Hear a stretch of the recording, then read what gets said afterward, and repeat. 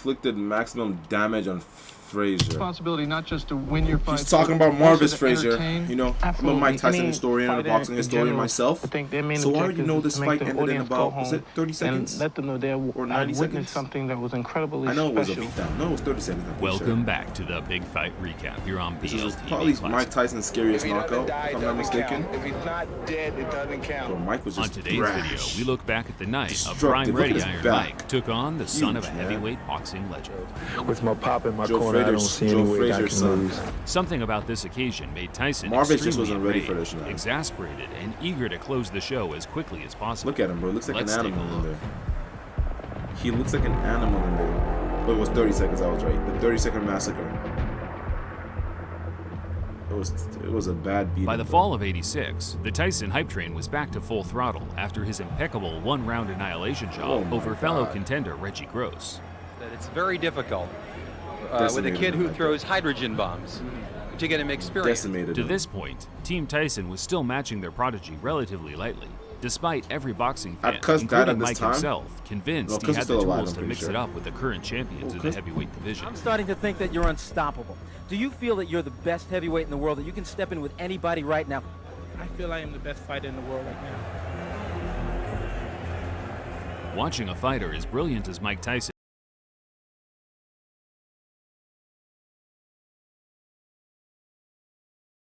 Give me 1 second.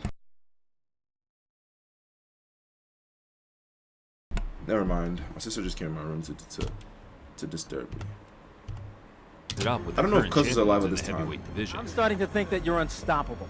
Do you feel that you're the best heavyweight in the world, that you can step in with anybody right now? I feel Yes, I he am could the have, best bro. fighter in the world He right could have. He definitely was. Mike just lost his Watching way, a fighter man. as brilliant as Mike Tyson being steered away from a title shot was Damn. frustrating for the boxing community. Yet, in retrospect, his managers, Jim Jacobs and Bill Caton, were not only aiding Mike in building Jim an impressive Jacobs and unbeaten Bill record, Caton, man. they were, RIP more my- importantly, RIP them ensuring boys. the development of a Look raw at the young talent movement, that, bro, the once he speed, secured his the title shot, accuracy. was the complete finished article. Everything was I'm the clean. leader. I look everything over carefully. And then I can't believe he do the thought job. Marvis was The actually former going Hall to of beat Fame Mike. legendary heavyweight champion Joe, Joe Frazier, Frazier. who famously beat the Smoking previously Joe unbeaten Muhammad Ali in the 71 fight of Frazier. the century, A took an legend in his own entirely right. against the grain approach as to how a fighter should be developed during his managerial years post-retirement. I'm not in charge, you know. If they say fight King Kong, I'm ready. All I have to do is get my body in condition and my mind and spirit, and I'm ready. Smokin' Joe had the attitude, if you're going to be a journeyman boxer, there's no point in beating around the bush. As the fighters he trained, such as James Schuler, Burt Cooper, and son Marvis, quickly found out once they were under his tutelage.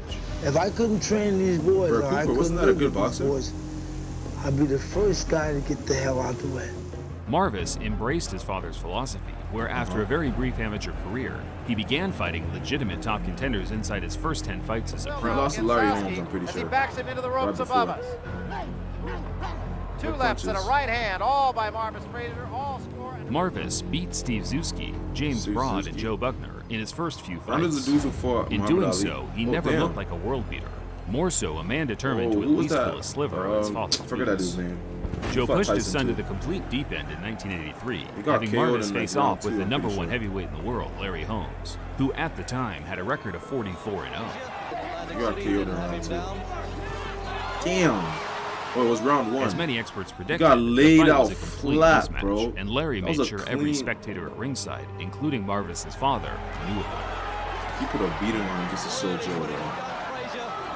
Damn, this is bad. He's telling the ref, yo, he just putting that jab out there and punishing him with the right hand. He cannot do nothing about it. Joe Oh never my lost faith God. in his son, though, pushing him even harder in the direct aftermath, where Marvis regained momentum with impressive wins over Quick Tillis and Bone Crusher Smith. oh yeah, Bone Whether Crusher the Smith Fraziers and Quick genuinely Tillis, they felt they both were fought ready Mike for too. Tyson or not, Marvis's ranking among the sanctioning bodies put him He in the fought direct Jose firing Rivaldo? line of the most devastating contender in Damn. world boxing. Sheesh.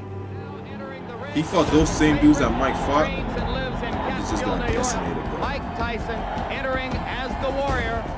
Tyson met Frazier at the Civic Center in Quick Glens Tillis Falls, got- New York got in July knocked out. 1986. Tyson paced up and down the ring don't during know the if Bone Crusher introductions, didn't last. angry and eager to one-up what Look at Holmes did a Mike, couple. bro. Tyson Look at paced Mike, Frazier bro. at the Look Civic at Center. Mike Tyson Just look entering at this as guy. the Warrior.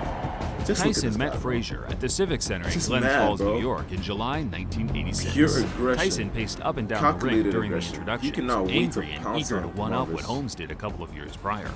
He later admitted that he was scared, but wanted to project his fear onto Marvis, who, by the looks of things, had the exact same idea. 3 judges. The Well, he was referee does not scared. scoring That's on the probably why he round was so system. mad. Supplemental 4-point. Some people, they Scoring attack system fear if with the rounds wind up aggression. even, and the 3 knockdown rule is in effect. So he was scared, and look what he did with that fear, bro. Tyson comes out. He did what Cuz taught him, bro. He used that fear as his friend, bro. Oh my God. Joe Cortez moves in. He is out. He was out on his feet. And he's going to stop the fight. Frazier became Tyson's fastest. Now it makes ever- sense. Now he makes sense why he was acting like this. Because he was scared. Yo, Cuz said, bro, fear is like fire. It could cook your food, it could warm you up, but it could also burn down your house. He used that fear as his friend. Look what he did. Decimated him. Frazier is down. Oh my God. Joe Cortez moves in to have a look. And he's going to stop the fight. Frazier became Tyson's fastest ever victim, out on his feet, absorbing I'm devastating saying, power and then punches that left him He slumped in the ate like corner 4 inside more 30 punches seconds. after that, bro. Marvis is badly hurt at this point. Uppercut again. And Boom. there, Marvis is out on his feet. Everything after Boom! this is just Ate like 4 more incidental. punches. Boom! He was already out right there. Just It took ate a 2 while more. for Tyson to calm down, pumped up after his, on paper, best win to date. But once he did, he sent a chilling message to the current champions. And I came out and I was confident. I came out, I knew the fight. I felt it deep in my heart. I was going to stop him in the first round. In your mind, if your managers Jim Jacobs and Bill gotta Cate and your believe, trainer man. Kevin Rooney came to you Look and at the said, way Mike, he's sweating for a 30 we second think you're fight, ready bro. for a title shot tomorrow. Would you Oh, agree man, with that's them how at you this know point? Most like definitely. they get Anytime tensed if my up in there. manager and my trainer feel that I'm confident and they're willing to put me in the title and they're sure That I cannot can be beat the sweat, bro. champion, That I'm gotta sure be I can water. beat him also. Of the 3 Is that Don King champions, back who there, would you bro? like? Willing to put me in the That's title and they're slimy. sure I can beat the champion, I'm Oh, sure that's I not can beat him Don also. Of the 3 champions, who would you like to fight and I'd why? fight anybody my trainer put me in with because I'm confident I could beat any fighter in the world. With only 21 fights to his name, Marvis Frazier hung up the gloves for You're good, tired. proud of what he achieved in such a short amount of time. I'd personally never blame Joe for Marvis's career trajectory. Nah. On paper, it looks naive, but the truth is he had unconditional love for his son, and I think both were just living a bit of a delusion regarding his potential. Damn. Marvis has kept a low profile since retirement, but in this interview from a few years ago, he admits that trying to follow in his father's footsteps was always going to be a near impossible task. Feel to stand in the shadow. Sometimes, most of the time, it never works out when the sons try to do what their father did. Because it's a great legacy. You know, my father could have been, you know, a drug dealer. He could have been in prison. He could be a bum on the streets on Skid Row. But my dad is Smoking Joe Frazier. Smoking Joe Frazier, man. That's how I want my kids to think about me, man. A great man. You wanna watch this one? Why not, bro? We're already here. In fact, several people seem to think that he's George Mike Foreman, Tyson- but he's Mike Tyson stronger than George challenges- Foreman. He's Joe Frazier. This is but he's Jose faster, Ribalta. he's more Sugar Ray powerful Leonard. than Joe Frazier, and he's Rocky Marciano, but he's almost 30 pounds heavier than Rocky Marciano. So that combination, I think, bodes pretty well for Mike Tyson. Welcome back to another big fight recap here on BLTV Classic. The Four Kings, Sugar Ray Leonard, Tommy, Hitman Hearns, Marvelous Marvin Hagler, On and today's video, we look back Robert at the night Tyson Manos fought by the de horse's mouth, Piedra not only the biggest Duran. man in his career, but also the toughest. As the Jose 6'6" Ribalta. Cuban heavyweight Jose Ribalta withstood Man, I know my inconceivable damage Boston, man. inflicted Y'all by boys the most can't- y'all boys ruthless can't. version of Iron Mike the world Y'all boys has cannot ever handle me seen. when One it of the comes great to heavyweight boxing. slugfests of all time. Let's get right to it. Yo, look at his eyes. It's just sheer. The ravaging of Ribalta. At 5'10½", Mike Tyson was significantly the shortest heavyweight contender ranked by the Ring Magazine's Mike top is just 10 like in the fall of 1 inch taller than '86. Many boxing fans will remember this era as the New Age, the land of the Bruno. giants, with the large majority of top Evander contenders Holyfield, and look at his champions neck, from here bro. on out standing in Bronco just excess look of Lennox Lewis. 6'4". Primo Carnera, Primo a Carnera. heavyweight boxer called the Monster. Didn't he lose to in like Time magazine. There have been many tall Who contenders lost and to? champions in the past, with Jess Willard and Primo Carnera being Primo prime Carnera was examples of huge, towering dude. He was fighters, often tall. branded as unskilled behemoths, circus acts, whose achievements in the didn't Jack sport are Dempsey beat credited Primo strictly Carnera? to their advantage in size Maybe and no, weight. probably wasn't Jack. Klitschko. I always confuse who's who. That notion changed drastically with the introduction of world-class trainers such as Eddie Fitch and Emmanuel Stewart, who were fixated on not only utilizing the physical advantages a sizable fighter possesses, but more making their boxing skills comparable to the guys a half a foot or so shorter than them. Oh, right now, and he decimated David Tua, bro. David Tua Once had Riddick Bowe and Lennox Lewis became the dominant force in the division, big men have ruled the roost ever since. When I was young, I used to always think, I'm saying, bro, Mike is an anomaly, bro. In a weight class where people are as tall as this, Mike was 5'10" and a half and decimating people, roost ever since. When I was young, I used to always say, God, I'm just a midget. I'm never going to grow. I'm never going to be anything because I'm too short to do any kind of sports, anything. But then, you know what I mean, I started believing in myself and probably too bulky for soccer, bro. You could have done wrestling. Mike had that wrestling build. Jose Ribalta was one of those classic, long-rangey fighters that dominated the amateur boxing circuit in his teens due to his size being perfectly cohesive with the classy, dance-like boxing skills taught to him at the home of Cuban boxing in the States, the 5th Street Gym in Miami. Mike Tyson, here I come. Here I come. Better be ready. I've never heard Jose Ribalta. By the time Jose turned pro in 1982, he was the #2 rated amateur heavyweight in America, and he used his skills to defeat the usual suspects of journeymen such as David Jacko, movement Rick skills, Keller, bro. Oh my God, look what he did to David Jacko. Mike also, like now, you know what I'm realizing, bro? Everybody Mike fought, they all fought each other. Nobody was scared of each other back in the day, but they all fought each other, bro. He even fought Bone Crusher Smith, bro. Damn. Everyone it didn't matter if they outside lost, but they fought everyone. judges felt he won with relative ease. However, Jose dubious Ribalta and decisions Bone are Crusher Smith both fought unfortunately Marvis hard to Frazier. gain, They both fought and each as many other. fighters have displayed in the Mike. past, early setbacks can either make or break a character. Oh, And Jose during the Ribalta Tyson lost? build-up in July 1986, Jose seemed to be peaking, not only physically, but mentally, certain he would be the man to stop Tyson's 25-fight unbeaten streak. There's a man that could beat Mike Tyson, is Jose Ribalta. There's going to be a lot of people surprised down in Miami when he knocks him out. When Mike Tyson hurts a guy, he puts him to sleep. If he tags Jose, I hope he don't think Jose's going to lay down. He just better be ready to take another shot. And I'm not going to take no credit away from him, but he thought wrong, he man. hasn't faced anybody that can punch like Jose. Knocked him across the ring. Literally knocked him. But I know Jose he's never across been the in ring. there with a fighter like me. Watch me fight. Look at him, Devastation. bro. And give him a slow beating, nearly death. Oh man, I'm a Mike Tyson section. I gotta stop talking like this. I literally have a Mike Tyson poster. This man like got me into boxing, bro. If I never gone into boxing, it's a long story, man. I made some videos about how I got into boxing. Started with RDC World, and then started with anime, then RDC. No, actually, I used to watch boxing with my dad when I was younger, but I forgot all about it. But then started with anime, then RDC World, Hajime no Ippo, then Mike Tyson documentary, and ever since then it was raps. Matt Ribalta at the Trump Plaza Hotel in Atlantic City on August 17th, 1986. The tension between the two created a legendary atmosphere among the lucky 1,000 people in attendance. Only 1,000? Tyson's snarly grimaces were met by Ribalta's death-defying eyes. It was clear to the viewing audience that they were in for a special night of heavyweight Not long boxing after action. this, I think he won the championship. Look at the stance switching, bro. Y'all seen this, bro? Stance switching. Just as expected, Tyson is right in the chest of Ribalta. He's square.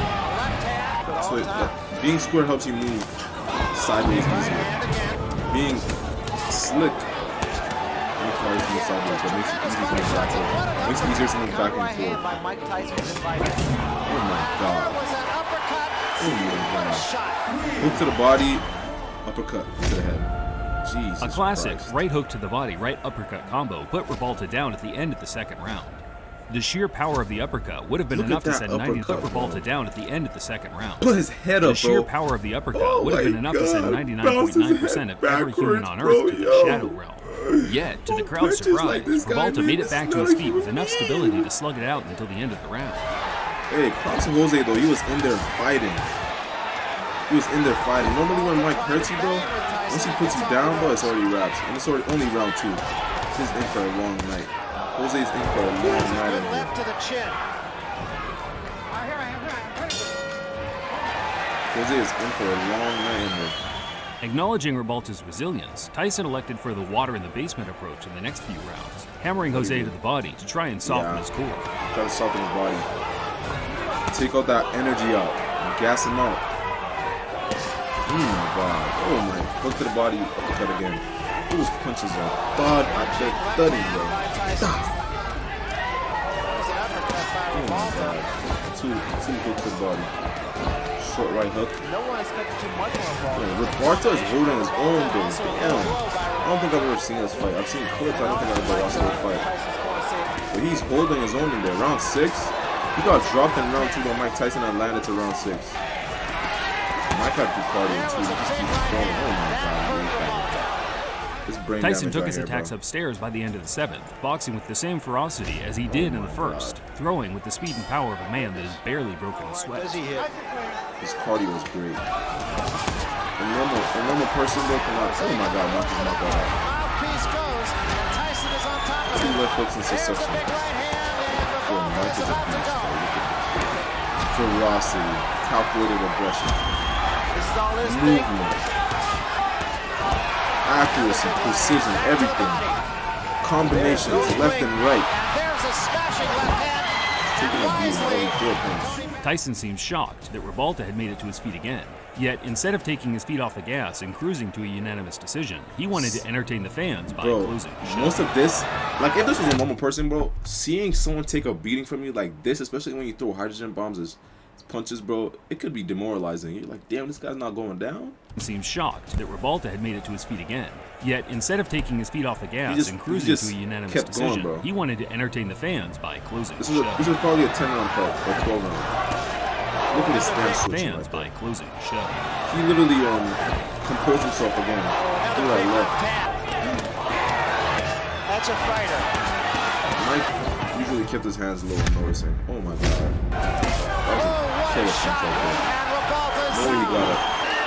He got up, but he could have continued. Tyson knocked out Rebalta in the 10th in a manner I'm sure the great Customato himself would have been proud of. But as always, HBO's Larry Merchant was underwhelmed by his performance and grilled the aspiring champ in the post-fight interview. Mike, this guy was a tougher nut to crack than you thought, I bet. Very enough. He had his mind concentrated. He was going to fight, and he did well, and I commend him very dearly. He did good. What made him so tough? The fact that he fought back, unlike the other fighters who've taken you this far? Most definitely, he fought back, and he had the idea in his mind he wasn't going to get knocked out. But as you notice, he was knocked down, but wasn't knocked out because he had his mind conscious of that. Are there too many expectations of you, Mike? Do you think that if you don't, you're in a bind that if you don't knock him out early, if you knock him out early, everybody says the other guy was a bum. If it goes this far, everybody says you can't hit that hard. Well, what can I say? You can't hit that hard. You don't Tyson see the punches. Showed a lot of class in his response by simply acknowledging that Rebalta was as tough and game as they come. Tough, in an interview for Ring Magazine in 2014, Tyson named Rebalta as the most durable fighter he'd ever faced, along with the strongest. Claiming I gotta see this. Oh my God, why have I never seen this what before? can I say? This happened. Tyson showed a lot of class in his response by simply acknowledging that Rebalta was as tough and game as they come. Damn, in an interview for Ring Magazine in 2014. Best defense, Larry Holmes. I have to say Larry Holmes, even though I did win inside the distance, he was very tough to hit cleanly. Fastest hands, Tony Tubbs. Tony Tubbs had the fastest hands. I was surprised how quick he let go with those combinations, and he was not afraid to throw them. Fastest feet, Mitch Green. I think Mitch Green had the fastest feet. It was very tough to set up near him and throw big shots, okay? Best chin. I hit Jose Rebalta with everything. He took everything and kept coming back for more, I'm saying. But he kept coming. Yo, shout out to Rebalta, bro. Smartest. Larry Holmes was the smartest of all. It comes with being a champion for 7 years. Jose Rebalta stood toe-to-toe with me. He was very strong in the clinches. Best puncher, Holyfield. He threw terrific shots with both hands and with bad intentions. Best boxer, Tony Tucker. He had an excellent jab, moved well, and was very tough to hit clean. Best overall, Holyfield. Great champion, chin, heart, determination, work ethic, demeanor. Tyson shout out Holyfield, man. I just watched a video. We'll check out my other video along with the strongest, Mike claiming and that the Holyfield Cuban was very strong in channel. clinches. Professional record, 32 wins, 9 defeats. If Tyson had never met Rebalta, I doubt that there'd be even a single person who would have expected him to put up such a brave effort against a prime Mike Tyson, because after the match, his career went more or less down the drain, certifying himself as a bona fide journeyman by his mid-20s. Rebalta retired after 5 straight losses in 1999. I mean, look who he fought. He fought great people. What are you talking about? Klitschko, Chris Bird, Frazier. He fought some great guys. He still wants a rematch with Tyson. In fact, his Facebook page is littered with non-stop callouts to the point of obsession. That's crazy. Usually, I'd laugh off these callouts, but with the current landscape in the game today, you just never know who will return to the ring. That boy's obsessed. He's obsessed. Yo, look at his face, bro. Bro, those are the worst intentions possible. The worst intentions possible, bro. Let me know if y'all want to see this. The worst intentions possible, bro. It's a monster. The face of a monster.